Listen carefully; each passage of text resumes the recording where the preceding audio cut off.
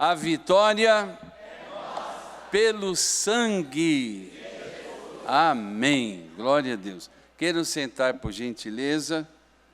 É sempre gratificante estar na casa do Senhor para compartilhar a sua palavra, principalmente quando nós nos debruçamos na palavra de Deus para melhorar a qualidade do ensino da sua palavra, nada mais, nada menos do que para a noiva do Cordeiro, a menina dos olhos de Deus. Quero cumprimentar a Superintendência de Educação Cristã, que está sendo capitaneada, né? Tem que usar alguns termos do quartel, porque aí eu fico mais à vontade, da caserna. Pastor Ariel Silveira e o evangelista Jorge, na coordenação da escola dominical, e todos os irmãos que fazem parte da coordenação deste trabalho que ora se inicia. O que me foi solicitado foi para falarmos sobre os desafios da educação cristã na pós-modernidade. Só para eu me situar, quero crer que todos os inscritos já têm acesso ao texto que foi disponibilizado. Se isso é verdade, como dizem os nordestinos, vocês podem dizer amém? Amém. Que bom. Eu tenho 1h13, é isso? E 21 segundos. Vamos abrir a palavra de Deus no livro de Provérbios, capítulo 9. Provérbios, capítulo 9, e o versículo do mesmo número.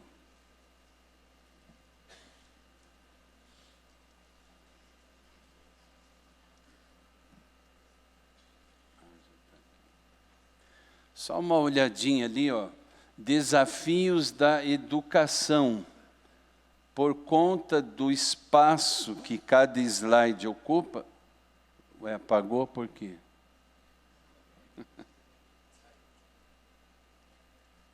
Então vocês estão vendo a letra F e o tio da letra A.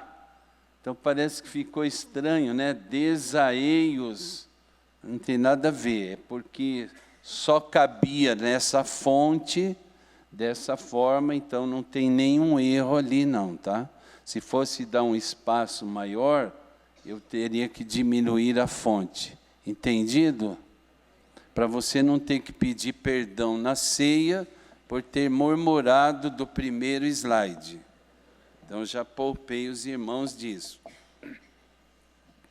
Provérbios 9:9. Quem achou pode dizer aleluia. Acabaram de dizer louvai ao Senhor, né? Que bom. Diz assim a palavra de Deus: dá instrução ao sábio, e ele se fará mais sábio. Ensina ao justo, e ele crescerá em entendimento. Então, um grande desafio, antes do desafio da educação cristã, para quem tem que falar sobre isso. Ou seja, dar instrução aos sábios que estão aqui à minha frente.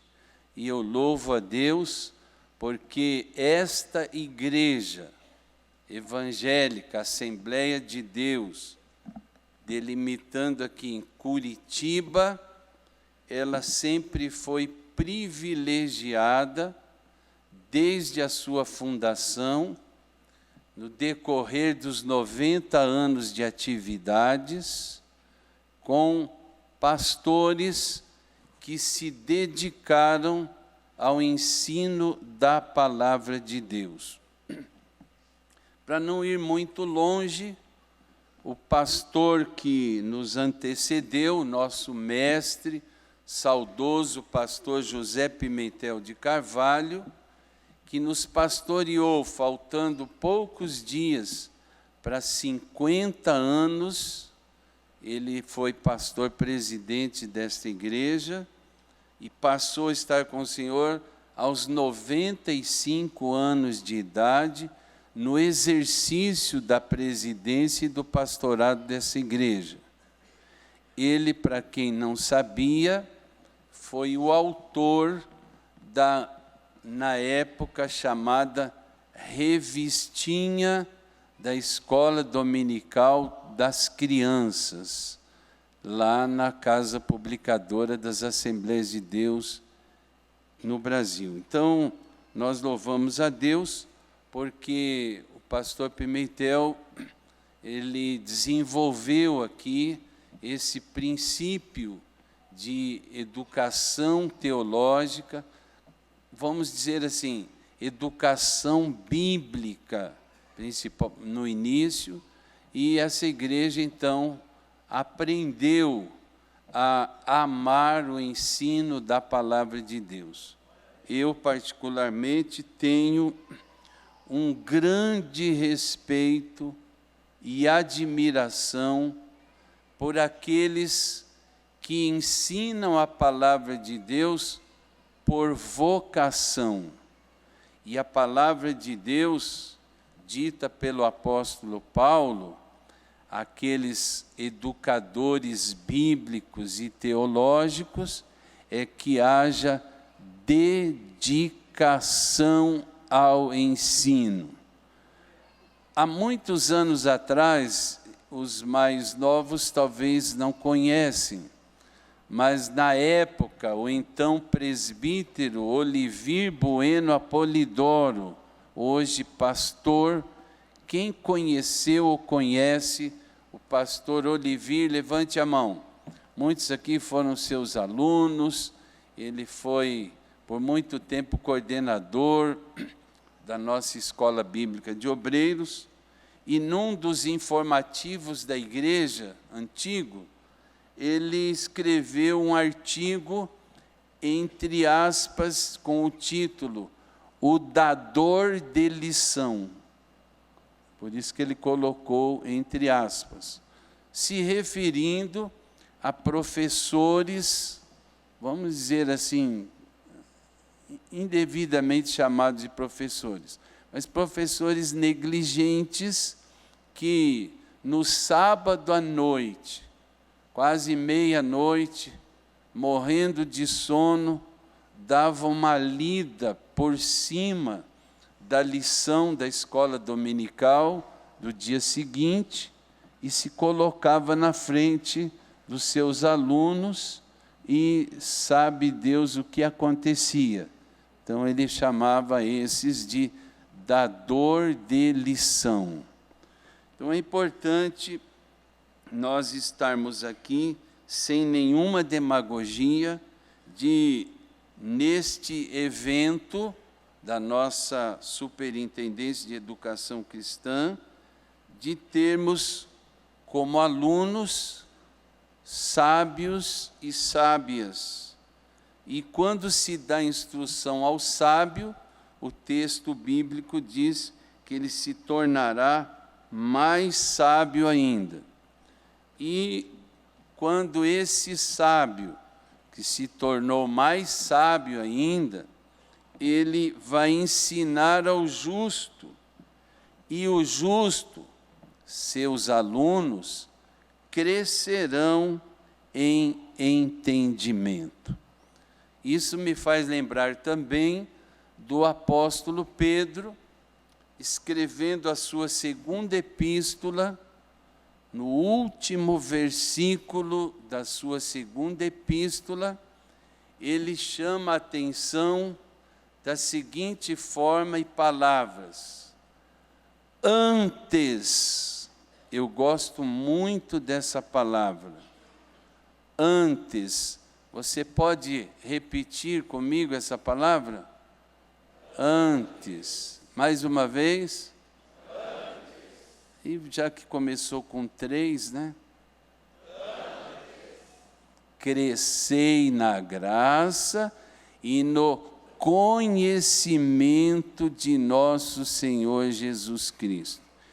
Então, antes de se falar qualquer coisa no reino de Deus, principalmente sobre ensino da palavra, nós precisamos conhecer o Senhor Jesus Cristo, antes mesmo do seu nascimento físico, durante a sua vida terrena e depois da sua morte, ressurreição e ascensão aos céus, e também durante a eternidade.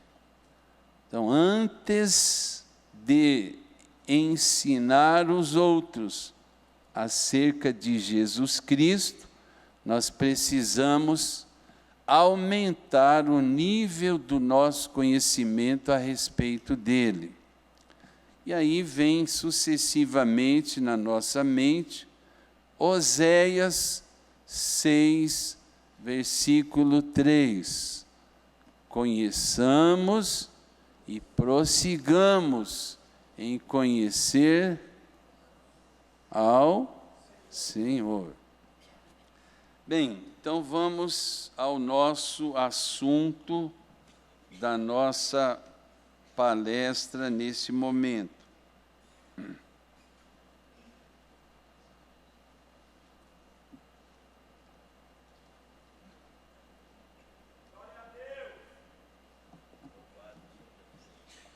Estou estreando aqui um novo equipamento e o pastor Ariel disse que na sequência da outra semana ele prossegue com as aulas de manuseio desse novo equipamento aqui. Desafios da educação cristã numa sociedade pós-moderna. Antes ainda, eu vou lembrar aqui que no nosso texto nós colocamos como introdução que na obra Novos Caminhos para a Educação Cristã, da editora Agnus, o prefaciador destacou que não há lugar na educação cristã para programas imediatistas. De acordo com ele, educar é atividade complexa, exigente e de longa duração. E ele diz, eu não sei por que está apagando,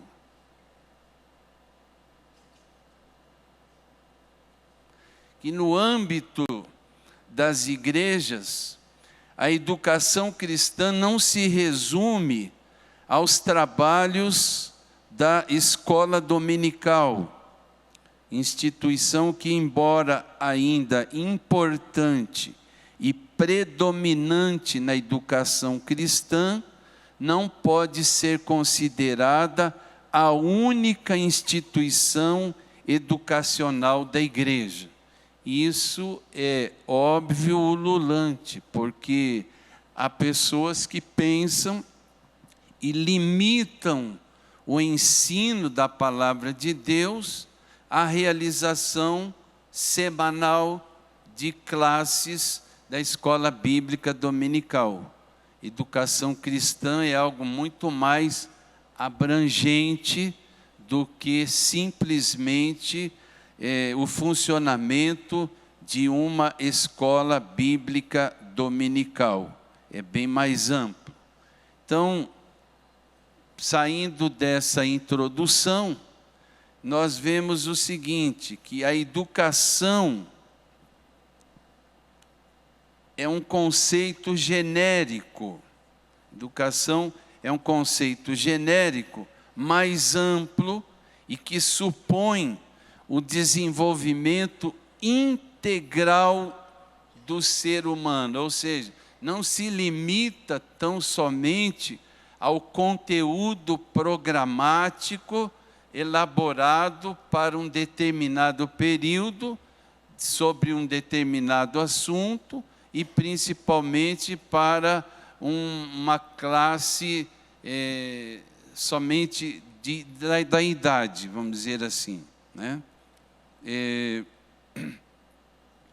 Quer seja da sua capacidade física, intelectual e moral, visando não só a formação de habilidades, mas também do caráter e personalidade social. E, infelizmente, há pessoas que se dizem professores, ensinadores, e que pensam que entra numa sala de aula e ele se desincumbe da sua missão de, vamos dizer assim, despejar aquele conteúdo, e tendo início, meio e fim, e sair daquela aula satisfeito, com uma sensação, que eu diria pseudo-sensação, do dever cumprido. Eu falo isso pelo seguinte: por cerca mais ou menos, bom, aí eu não preciso dizer o mais ou menos, é redundância, né? Cerca e mais ou menos. Por cerca de 16 séculos no Brasil, a educação formal, melhor dizendo, o ensino propriamente dito, ele foi quase que um monopólio da igreja tradicional, ou seja, da Igreja Católica. E por esse período, o conceito de educação, o conceito de ensino, se resumia da seguinte forma: transmissão de conhecimento. Alguém que sabia um pouco mais sobre determinado assunto, passando para um grupo que não detinha esse conhecimento, era o suficiente, e a questão de educação e ensino já estava resolvida. E para testar a recepção desse conhecimento que foi apenas transmitido, se usava nas provas, nos testes, o que a gente chamava lá nos bancos escolares primitivos ou primeiros, de decoreba. Então você tinha que decorar alguns conceitos, porque isso seria cobrado numa prova. E aqueles que tinham uma mente mais tranquila, mais leve, mais prodigiosa, eles se saíam melhor do que aqueles que tinham mais dificuldades de decorar. E isso durou por cerca de 16 séculos. Passado um pouco tempo depois desses 16 séculos, mais precisamente no século passado, falar em século passado para nós, né? Parece que é uma coisa tão longe, faz 19 anos só. Mas no século 20, mudou-se então o entendimento e a concepção desse conceito de educação e ensino, deixando de ser meramente transmissão de conhecimento para mudança de comportamento. E é aqui que nós não podemos perder de vista a nossa função como educadores, como ensinadores. Eu sempre, quando tenho oportunidade, eu digo o seguinte: no início do ano, o líder da igreja, o pastor, através do superintendente da escola bíblica dominical, designa pessoas para serem professores nas diversas faixas etárias da escola bíblica dominical. E a pessoa terá pelo menos um ano, 52 semanas, 52 domingos no ano, para ensinar o conteúdo das lições de acordo com a faixa etária. E eu sempre digo o seguinte: no primeiro dia de aula e até o último dia, o teste do nosso desempenho deve ser o seguinte: quando eu estive pela primeira vez em contato com estes alunos, eles tinham uma situação, vamos dizer assim, de conhecimento bíblico, de nível de espiritualidade e até social ou familiar X. Ao final daquele ano letivo, tem que ser X mais alguma coisa. Eles não podem permanecer da mesma forma como no início do ano. E é aqui que a maioria de professores peca no sentido não espiritual, mas perde a grande oportunidade de ter esses alunos nas suas mãos, para que eles pudessem, ao final daquele ano, terem se desenvolvido culturalmente, biblicamente, teologicamente e principalmente crescendo espiritualmente falando. Então, o professor não pode se enganar de apenas transmitir conhecimento, mas trabalhar no sentido de mudança de comportamento. Isso se aplica para o ensino chamado secular, mas principalmente para o ensino cristão, espiritual, bíblico, teológico, que faz parte da educação cristã.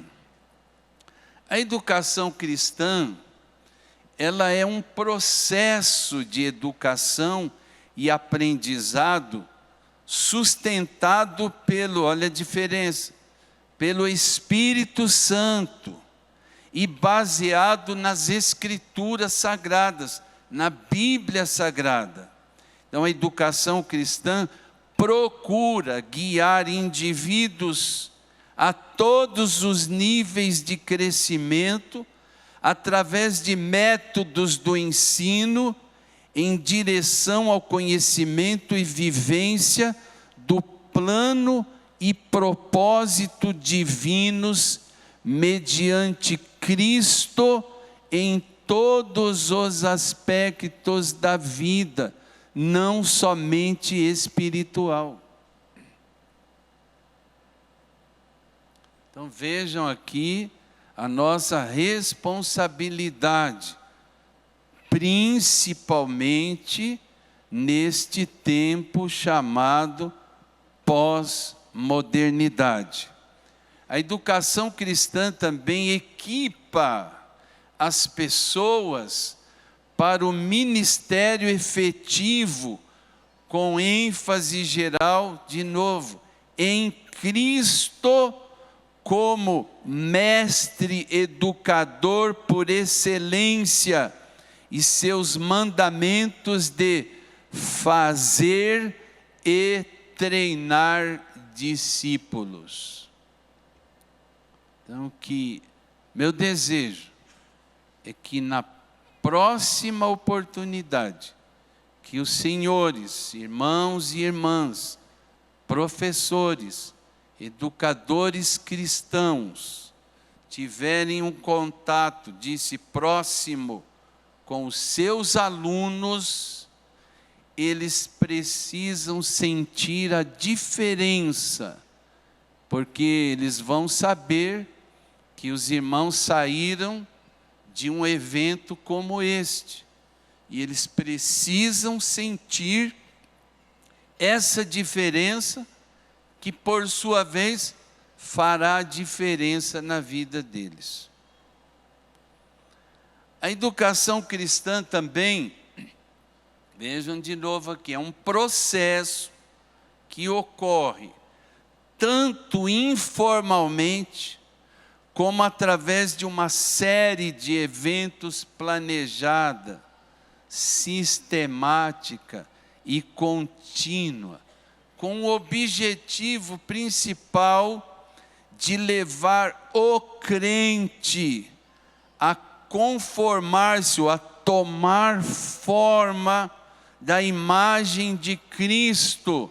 E à medida que ele for tomando essa forma de Cristo, ela vai caminhando para atingir a sua maturidade, tendo como base, de novo, autoritativa, as Sagradas Escrituras, e de novo, sustentada pelo Espírito Santo, com um único objetivo, a glória de Deus. Cada encontro com seus alunos, quer seja numa classe de escola bíblica dominical, numa classe de um educandário teológico, ou em quaisquer eventos onde o objetivo é ensinar a palavra de Deus, por mais experiência que o professor pensa que tem, aquela aula deve ser ministrada para a glória de Deus, e não para a glória pessoal, esperando aplausos e cumprimentos na saída. A gente não pode perder de vista, de maneira nenhuma, esse comportamento. Educação e igreja, que eu chamo de uma relação produtiva. Então, desde o começo, nós já estamos trabalhando aqui no sentido de resultados. E resultados, não somente, vou enfatizar aqui novamente, de transmitir conhecimento a ponto dos alunos, no final da aula, aplaudirem, ovacionarem o seu professor e a sua professora, porque que conhecimento bíblico que ele tem, ou que ela tem. E aí cabe um parênteses, que muitos já devem ter lido e ouvido. Pelo menos conta-se que numa pequena cidade americana, não a cidade de Americana no estado de São Paulo, nos Estados Unidos, né?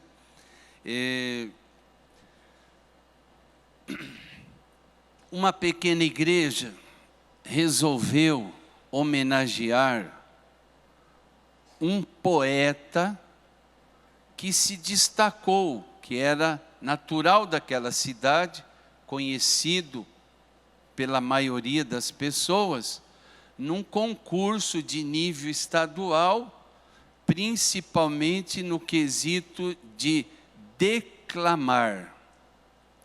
E aquela igreja quis homenageá-lo com um pequeno jantar. E no transcurso daquele jantar, alguém sugeriu o seguinte: Pastor Ariel, nós vamos ter que fazer uma aula antecipada, porque é muita tecnologia para o meu gosto aqui, né? Mas está bom, não, está tudo bem, só para você ficar mais animado um pouco. Alguém deu a seguinte sugestão: o homenageado poderia nos homenagear declamando o Salmo 23. E ele, isso é tranquilo. Aí aquela expectativa, como alguns que não tiveram acesso ou conhecimento a esse relato verídico, estavam aguardando o declamador vitorioso naquele concurso estadual. Ele começou então a declamar o Salmo 23, uma impostação de voz invejável, com gestos precisos, pausadamente, procurando atingir a emoção dos seus ouvintes.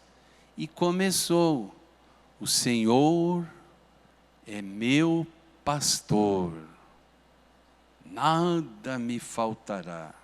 E foi longe. E as pessoas parece que estavam bebendo do salmo propriamente dito, mas principalmente pela eloquência daquele grande declamador. Ao final do último verso, sem que ninguém dissesse nada, todos os presentes se levantaram e aplaudiram efusivamente, porque se deleitaram com a declamação tão profissional e técnica daquele, vamos dizer, artista. Passado então aquele momento em que ele foi ovacionado, aplaudido, etc. Agora isso eu não sei, mas não estava no texto. Quem sabe até alguém mais espontâneo lá, assoviou, qualquer coisa. Muito bem, coisas desse tipo. E antes dele sentar, ele disse assim: olha, eu satisfiz aqui o pedido dos senhores. Agora eu gostaria também de fazer um pedido, que algum dos senhores viesse aqui no mesmo microfone e declamasse o mesmo salmo. E aí, todo mundo preocupado, o próprio pastor, os obreiros, os professores ali presentes, como quem diz assim: não é comigo, não tenho nada com isso. E ficou um momento assim que não aparecia ninguém. Até que, esses dias no comércio, eu ouvi alguém dizendo assim: um senhorzinho. Eu nunca tinha ouvido essa palavra. E eu quase tremi quando se referiram a mim como um senhorzinho. Mas tem que admitir, né? Um senhorzinho. Só que lá eles disseram simpático, né? E já me deixou mais aliviado. Foi à frente, já que ninguém ia. E ele começou, um irmão quase que anônimo, humilde, até pelo seu traje. A aparência não ajudava muito. E ele começou a declamar o Salmo 23. Só que no final da sua declamação, não houve palmas, não houve quem ovacionasse, mas notaram que a maioria dos presentes estavam chorando e enxugando as suas lágrimas de muita emoção, mas uma emoção espiritual. Para surpresa dos crentes que estavam organizando aquele evento, o declamador oficial pediu o microfone e disse o seguinte: os senhores notaram uma diferença. Quando eu declamei o salmo, e este senhorzinho declamou o mesmo. A diferença estava no seguinte: eu conheço o salmo do pastor, mas ele conhece o pastor do salmo. Então aqui está a diferença do êxito de um professor, de uma professora, que tem, além de intimidade com Deus e com a sua palavra, o cuidado de se aprofundar o máximo possível no estudo, mas sem desprezar o tempo que deve estar na presença do Senhor, para que o seu ensino não seja simplesmente ou resumidamente uma transmissão de conhecimento meramente intelectual. Marcos Tuller, um pastor que já foi chefe do setor de educação cristã da CPAD, foi diretor da FAECAD e hoje está lançando aí novos livros. E, modéstia à parte, hoje ele é uma das autoridades no ensino da educação cristã, mas eu tive o privilégio dele ser meu aluno do curso de bacharel em teologia no seminário lá em Bento Ribeiro, cujo diretor pedagógico era o pastor Antônio Gilberto. Mas é bom saber que você tem alguns discípulos que se destacaram e se sobressaíram daqueles que lhe ajudaram na missão de ensinar. Então a missão da igreja deve ser levada a cabo principalmente através do processo da educação cristã, porque devemos, e aí, ir e ensinar. Alguém já está até lembrando do texto, né? Ide, ensinai todas as nações, e aí vai, né?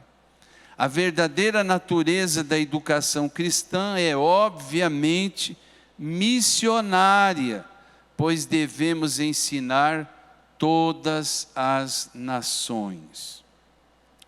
Eu sempre tenho pensado num instrumento parecido, instrumento não, porque se tiver algum músico já vai dizer, mas como? Parece um berimbau, sei lá o quê, mas um objeto como esse. Isso aqui é um tripé de sustentação com essa adaptação aqui de microfones. Mas ele não deixa de ser um tripé. Uma das coisas que eu acho lindo na Bíblia é que ela fala sobre o tripé de sustentação do ministério terreno de Jesus. Eu só estou abrindo um parênteses, não vou me aprofundar aqui. Mas diz o seguinte: Jesus ensinou primeiro, Jesus pregou e Jesus curou toda sorte de enfermidades. Nas 4 operações, adição, subtração, multiplicação e divisão, na operação de multiplicação a gente aprendeu uma coisa, uma regrinha. A ordem dos fatores não altera o produto. Ou seja, 2 vezes 4 é igual a... Pode usar a calculadora aí, porque é só 2 responderam aqui. 2 vezes 4 é igual a... 4 vezes 2 é igual a... A ordem dos fatores não altera o produto. Essa regra não se aplica no texto bíblico. Se veio primeiro, Jesus ensinou, é porque a terça parte do ministério do Senhor Jesus, nos 3 anos e meio aproximadamente, ele gastou em ensinar a palavra de Deus, para depois pregar o Evangelho. E deixou por último a cura divina, porque os seus milagres funcionavam como campainhas para atrair a multidão para ouvir o seu ensino, depois a pregação.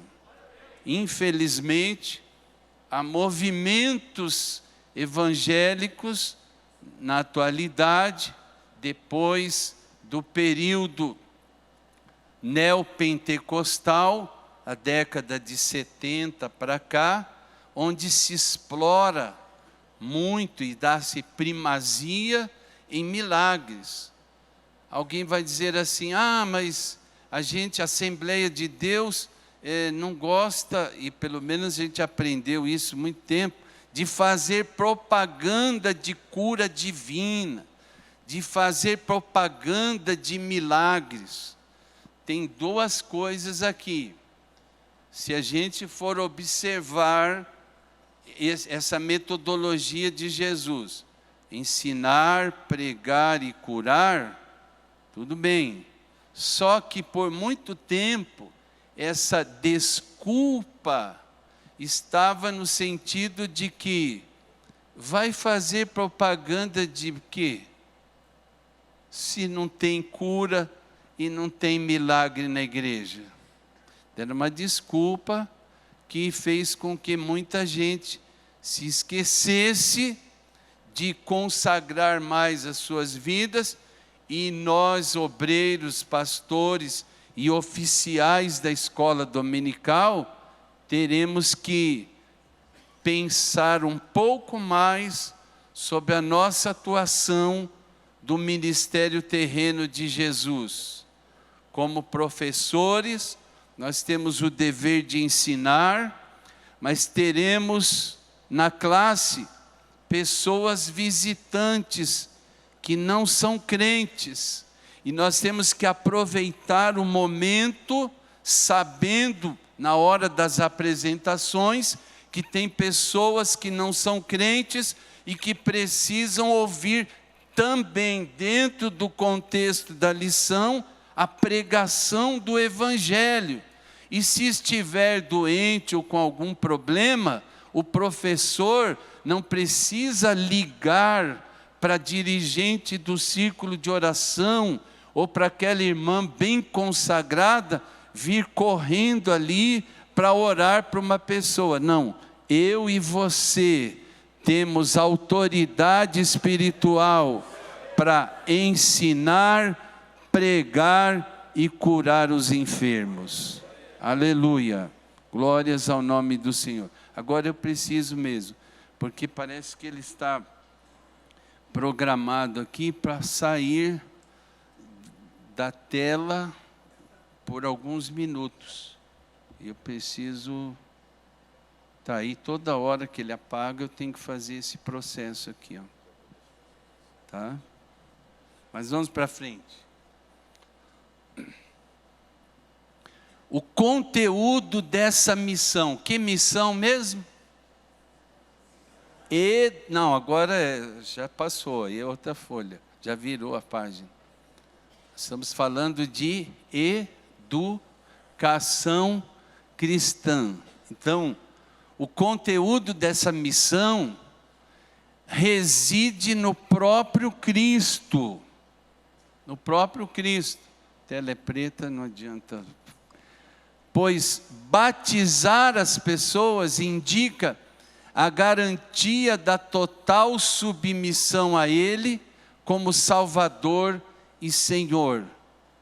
Se engana aquele professor que pensa que ele só deve pensar, só deve pensar em esgotar o conteúdo da lição. E que discipulado é com outra classe, com outra pessoa. Os nossos alunos, não membros da igreja, precisam a cada aula ministrada por nós sentir a necessidade, e mais que isso, o desejo de serem batizados e se tornarem membros da igreja através de um bom ensino. A frase, ensinando-as a guardar todas as coisas que eu vos tenho mandado, convoca um processo vitalício de crescimento no discipulado e na ação cristã. É mais do que simplesmente recrutar essas pessoas. E como o apóstolo Paulo, todo discípulo encontra-se, ou deveria se encontrar continuamente, prosseguindo para o alvo. Como que o meu aluno vai prosseguir para o alvo, se eu nem mostrei que alvo deve ser atingido ao final do ano letivo da nossa classe de escola bíblica dominical? E pior, quando o professor também não sabe para onde vai, e muito menos sabe para onde vai conduzir os seus alunos. O espírito anti-intelectual, ou seja, há muitos anos atrás, eu me lembro, me converti na Assembleia de Deus em Arapongas, norte do estado. Dia 23 de fevereiro completei 50 anos que me decidi. Para os mais curiosos, eu tinha 17 anos. Se faz 50 anos, é só você fazer o cálculo e vai saber a idade do senhorzinho. Então, o espírito anti-intelectual, ou seja, filho de pastor, filho de crente, não tem nada que fazer faculdade, porque vai se desviar. Alguém já ouviu falar que alguém disse isso nas igrejas? Levante a mão, só não diga onde nem quem, tá? Então, o espírito anti-intelectual faz descrer da importância tanto do ensino teológico sistematizado, quanto da educação secular, aduzindo, portanto, que presenciamos a miséria e a ameaça do cristianismo de mente vazia. Ou seja, quando começaram os primeiros pastores brasileiros a pensar na necessidade de ensino teológico na Assembleia de Deus, eu estava lendo uma história da educação cristã e algumas atas de convenção geral, lá no passado distante, de que alguma meia dúzia de pastores que defendiam a necessidade da Assembleia de Deus abrir institutos bíblicos. Eu não vou exagerar aqui que quase foram disciplinados, mas foram colocados à margem praticamente do ministério porque instituto bíblico, para alguns, era sinônimo de fábrica de pastores. Então, a nossa denominação passou por um período desse tipo também.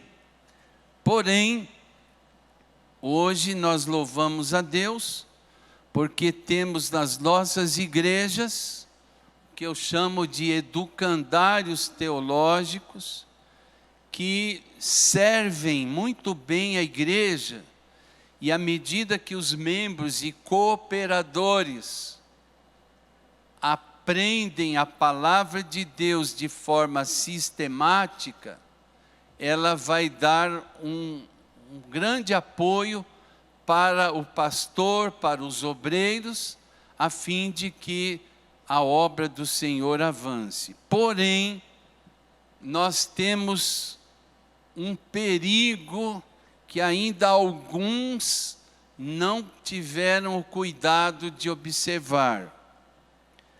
Antes de nós termos esta possibilidade de cursos teológicos formais, o crescimento básico era mais no sentido espiritual, ou seja,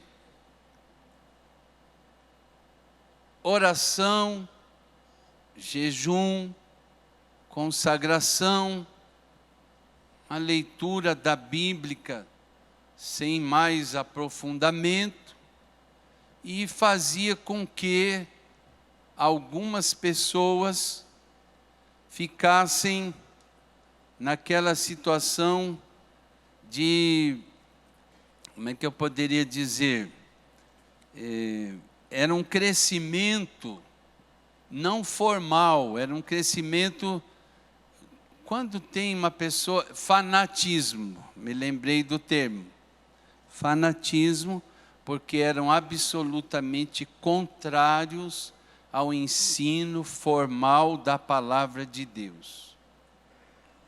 Aí, para o meu entendimento, os obreiros mais, tem que cuidar aqui nas palavras, que eram mais dados a uma elitezinha de terceira categoria, que achava que agora tinha um curso básico em teologia, eram super pastores, super crentes, etc. E deixavam de lado aquele crescimento espiritual propriamente dito, adquirido numa vida de oração individual e de consagração pessoal. E caíam então no formalismo religioso. Hoje, na atualidade, principalmente na chamada pós-modernidade, nós temos um desafio de manter esses dois lados da balança, crescimento espiritual, individual e crescimento bíblico, teológico, para sermos bem-sucedidos com as pessoas que vivem nesse período chamado pós-modernidade. Então, nós precisamos estar preparados neste sentido. Então, esse irmão, ele diz que o cristianismo de mente vazia é o resultado de igrejas que direcionaram suas ações somente para 3 áreas distintas. O ritual, em que uma cerimônia religiosa é um fim em si mesmo. A ação social, se preocupando unicamente com assuntos ligados à fome e à violência, ou somente na experiência, em que se faz da experiência metafísica a única razão de ser cristão. Ou seja, completamente contrário ao ensino formal e sistemático da palavra de Deus, que começa pela escola bíblica dominical e vai então até os mais altos estudos teológicos que a igreja possa oferecer. Então ele conclui dizendo, esse irmão é da nossa igreja: se quisermos que os cristãos sejam conscientes e comprometidos com a principal finalidade do reino de Deus, é melhor que a igreja invista mais em educação. Então, como eu disse no início, nós, obreiros da atualidade, que fomos criados aos pés do nosso grande, saudoso mestre, pastor José Pimentel de Carvalho, que por circunstâncias de trabalhar em lugares, isso há tantos anos atrás, de poucos ou quase nenhum recurso, ele era um autodidata por excelência, estudioso da palavra de Deus, mas mesmo que não teve tempo e oportunidade para cursar escolas teológicas, ele foi fundador de colégio lá no estado do Rio de Janeiro, de ensino secular, e um grande incentivador do ensino teológico na igreja. E nós temos aprendido com ele e procurado investir o máximo possível no ensino bíblico teológico que faz parte da educação cristã. Se quisermos que os membros da igreja tenham pleno envolvimento acerca do seu papel na sociedade secular, é melhor investirmos em educação. Se quisermos que a igreja saia dos casulos templários e cause o impacto do evangelho na sociedade, é melhor investirmos em educação. Se quisermos ser vistos como sal da terra e luz do mundo, é melhor investirmos em educação. Se quisermos que os cristãos sejam alienados, inconscientes, insossos, apagados, descomprometidos, sem propósitos, igrejistas, resignados, indiferentes e desvirtuados, é simples: não invista em educação, esqueça o ensino, despreze a escola bíblica dominical. Isso é uma grande e irrefutável verdade. Que Deus continue abençoando a liderança da igreja brasileira, principalmente a nossa denominação, Assembleia de Deus, para não descuidar desta área tão vital para o crescimento da igreja nesta era chamada pós-modernidade. Então agora, rapidamente, vamos passar aqui o assunto pós-modernidade e os desafios para a educação cristã propriamente dito. Então a pós-modernidade, ela é caracterizada por duas coisas: pelo antropocentrismo e pelo relativismo. Antropocentrismo, rapidamente, o homem é considerado como sendo a medida de todas as coisas, o centro do universo. Consideram-se pequenos deuses, capazes de impor a própria vontade, como se esta fosse completa e suficiente para as realizações humanas. A semelhança de Satanás, Isaías 14, 12 a 15. Usurpam para si o direito de soberania que pertence exclusivamente ao Todo-Poderoso.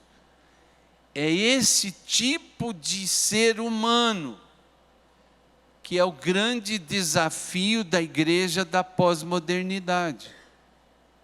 Nós não podemos ignorar que a nossa sociedade, chamada sociedade do conhecimento, é constituída de pessoas que pensam serem semideuses, donos do mundo, donos da verdade, e que em contrapartida são, a maioria deles, intelectuais, e que não é qualquer conversinha fiada que vai fazê-los acreditar que este livro, a Bíblia Sagrada, é a palavra de Deus, a imutável, a inerrante palavra de Deus, que traz na sua essência o caminho da salvação eterna.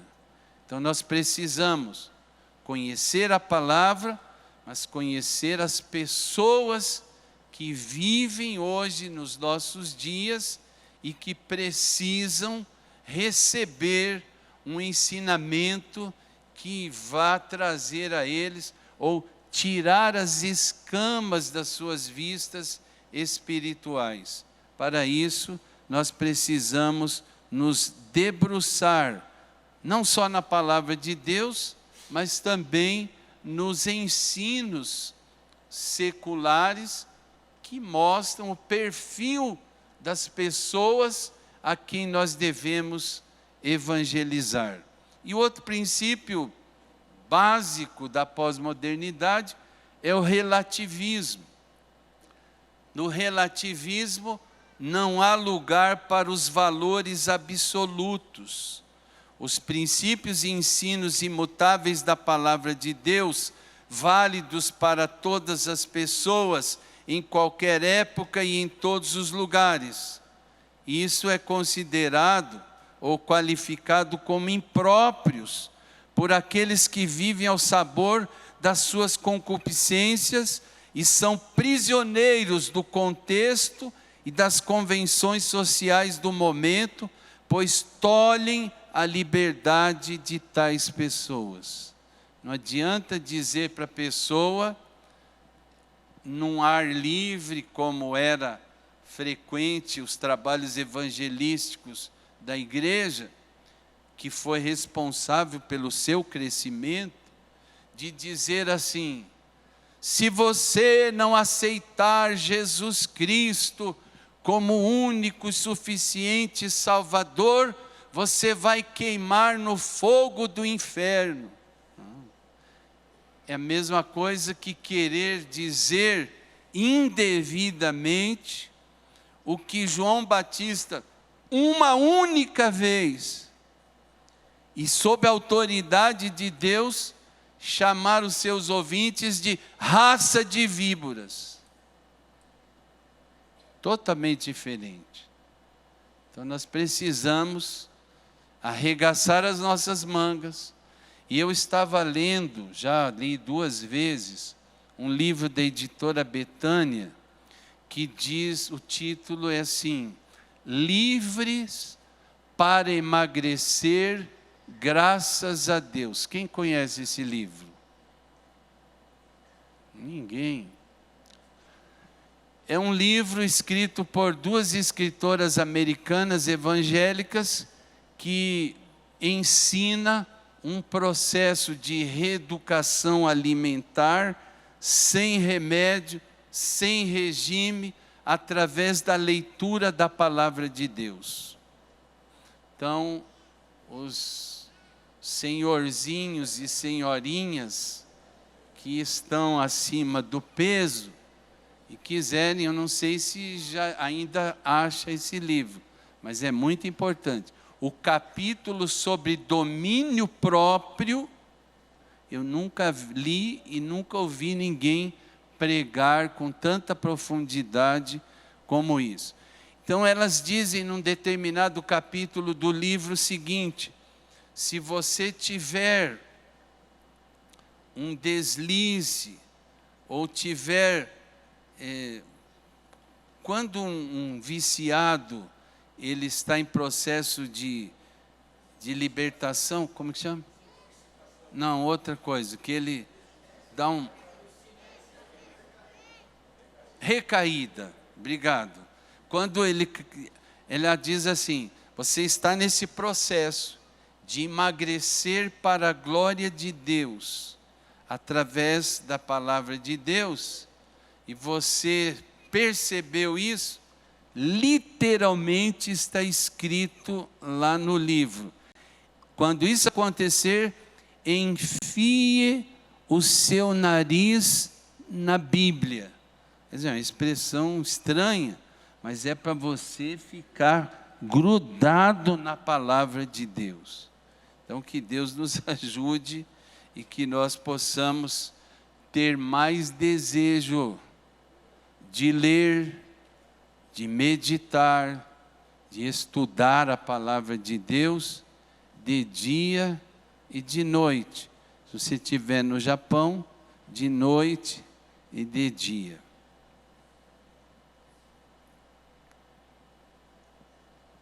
Precisamos discernir em cada cultura aquilo que é bíblico, aquilo que é extra-bíblico e aquilo que é antibíblico, e equiparmos-nos com os necessários e devidos meios e instrumentos para a proclamação da verdade divina, sob a unção do Espírito Santo, que nos capacita para isso. Não há lugar para achismo. Eu acho que tal comportamento é pecado. Eu acho que aquela situação não é pecado. Não há lugar para achismo. Ou é bíblico, ou é extra-bíblico, acrescentado por alguém, ou é antibíblico. A gente precisa ter esse conhecimento e discernimento. Bem, faltam 7 minutos e 35 segundos. E eu nem consegui tomar os 2 copos de água ainda.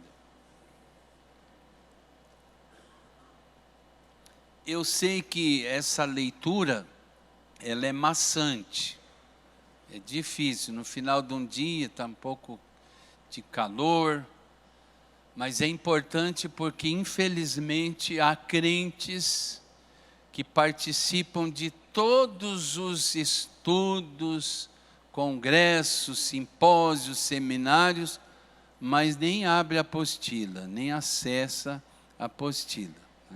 E quando traz debaixo do braço, depois que termina, coloca, só Deus sabe onde, para achar. Então, eu penso que às vezes a gente precisa ler um pouco para ver se a pessoa tem um pouco mais de entusiasmo sobre o assunto. Deixa eu ir aqui mais para a conclusão.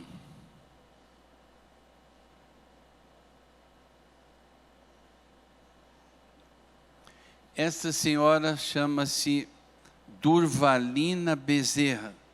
Foi diretora há muitos anos do Seminário Betel Brasileiro em São Paulo. E ela se notabilizou por essa frase, por essas palavras, numa uma aula magna do seminário. Ela disse o seguinte: numa época em que a fé perde os seus conceitos, numa época em que a doutrina é substituída pela experiência, numa época em que a consciência cristã se acomoda no sensorial, há necessidade de vivermos um cristianismo genuíno, que tem a mente cristã como filtro de toda a verdade. Estava pensando também sobre como ensinar no contexto de uma sociedade do conhecimento, que também é chamada de pós-modernidade. E é interessante saber, amados irmãos, que nós, educadores e professores, temos que lembrar que nós temos valores eternos, como cristãos que somos. Nós estamos no mundo, mas não somos do mundo. Mas como participantes do mundo, nós não podemos ser alienados. Nós temos que conhecer e saber viver nesse período da humanidade. Nunca se esquecendo que a nossa vida deve ser vivenciada com valores eternos e não humanos. Nossas comunidades devem ser igrejas, ou sejam congregações, que não podem se fiar apenas na repressão.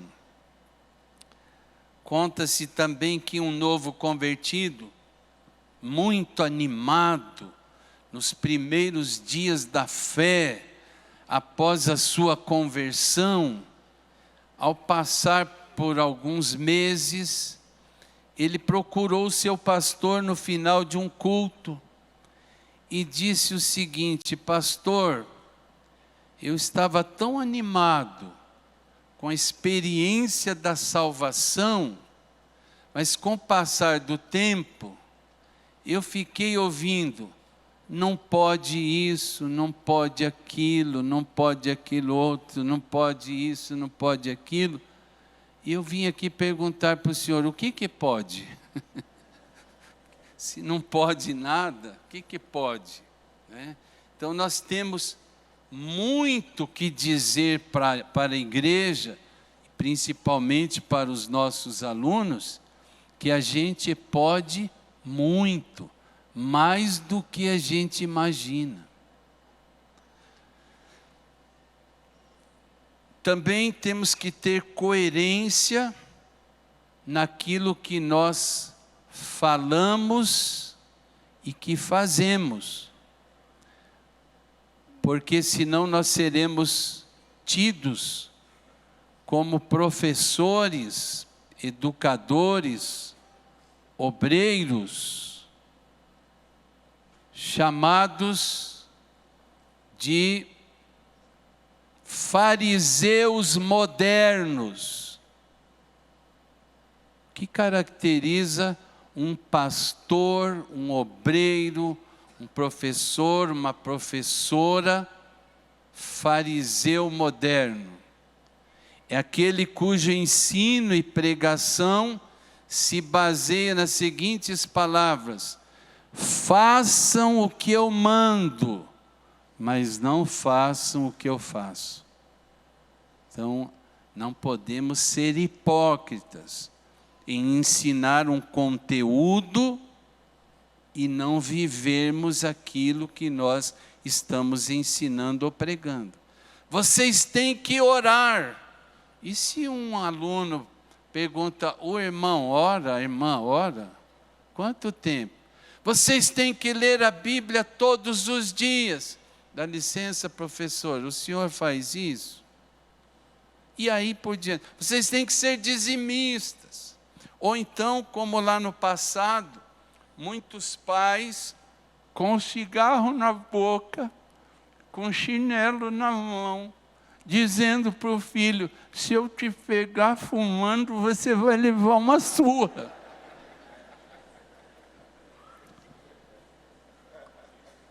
Cuidado, para não ser fariseu moderno. Precisamos amar o que nós fazemos. Tem muito professor que está ali só por causa de um cargo, ou porque foi quase que obrigado, mas ele, ao se levantar no domingo de manhã, já sai de casa emburrado, nervoso, brabo, porque queria estar mais dormindo no domingo cedo, e eu ainda tenho que ir lá, porque senão o pastor, no fim do ano, não me apresenta para ser diácono ou presbítero, ou coisas parecidas, né? A igreja precisa dar respostas relevantes para a vida real das pessoas. Não é fazer como alguns médicos de sistema público de saúde, com raríssimas exceções, a pessoa chega cheia de dor, doente, ele diz o seguinte: tome aspirina 3 vezes ao dia. E se daqui 30 dias não passar os sintomas, você volta. Ou dá um tapinha nas costas e dizer: confie em Deus, você não tem fé? Precisamos dar respostas relevantes. A fé precisa ser viva numa igreja. Ora, se nós sempre ouvimos e lemos que a fé vem pelo ouvir, e ouvir a palavra de Deus, mas nós não estamos nem um pouco interessados em ouvir a palavra de Deus através da nossa leitura, ou dos cultos de ensino da palavra de Deus, chamados antigamente de culto de doutrina, ou escola bíblica dominical, ou qualquer outra forma de ensino, não vai ter fé na igreja. O púlpito precisa ser cristocêntrico. Diga isso comigo. O púlpito e a cátedra ou o lugar lá do professor também. Eu diria que é um púlpito avançado.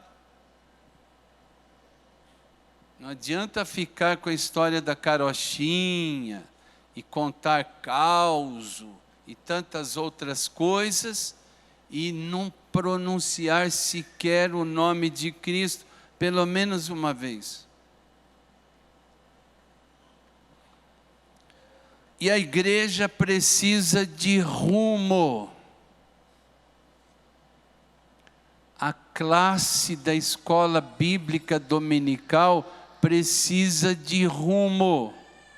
Onde nós queremos chegar?